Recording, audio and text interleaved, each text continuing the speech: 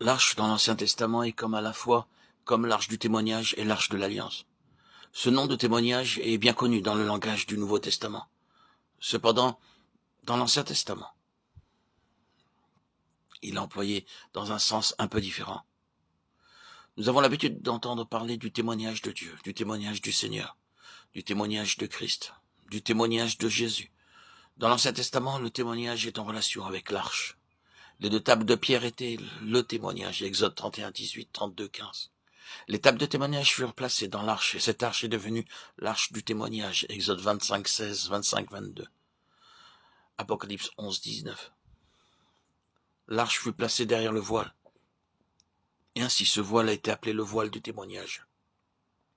Lévitique 24, 3. À cause des tables de l'arche et du voile, le tabernacle a été appelé le tabernacle du témoignage, Exode 38, 21.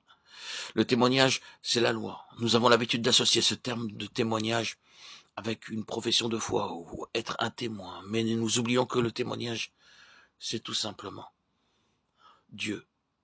Dans le psaume 119, David déclare qu'il se réjouit d'obéir à Dieu, à ses commandements, ses lois, ses préceptes et ses statuts. Mais il dit aussi qu'il se réjouit de son témoignage. Ce témoignage, c'est le témoignage de la nature de Dieu. Dans un passage, le témoignage est associé à la sainteté de Dieu. C'est par-dessus toute autre chose le témoignage que Dieu désire pour son peuple, une sainteté parfaite. Nul ne peut aller vers Dieu sans l'absolu de cette sainteté. Le témoignage de Dieu ne peut se trouver qu'en Christ. Les deux tables de la loi ne se trouvaient pas ailleurs que dans l'arche. Aucun homme n'a pu faire pleinement la volonté de Dieu. C'est en Jésus-Christ que vous voyez la volonté de Dieu pleinement accomplie.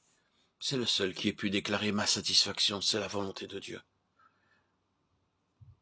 Les tables dans l'arche étaient le témoignage de Dieu, et non pas mon témoignage.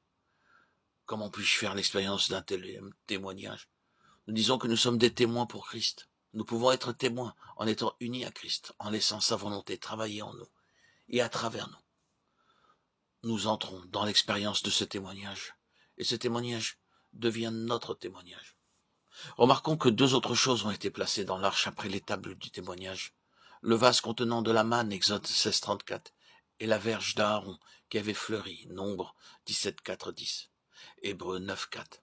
Par ailleurs, il est déclaré que la manne et la verge furent placées devant le témoignage, Exode 16, 34, Nombre 17, 10. Ce sont les deux seules choses associées avec le témoignage. C'est comme si Dieu disait à son peuple, sans ces choses, mon témoignage ne peut pas devenir votre témoignage. Nous voyons dans ces choses l'œuvre subjective de la croix, afin de nous rendre capables d'apporter ce témoignage. Ce témoignage, ce n'est pas ce que nous disons pour lui, mais ce que nous sommes en lui.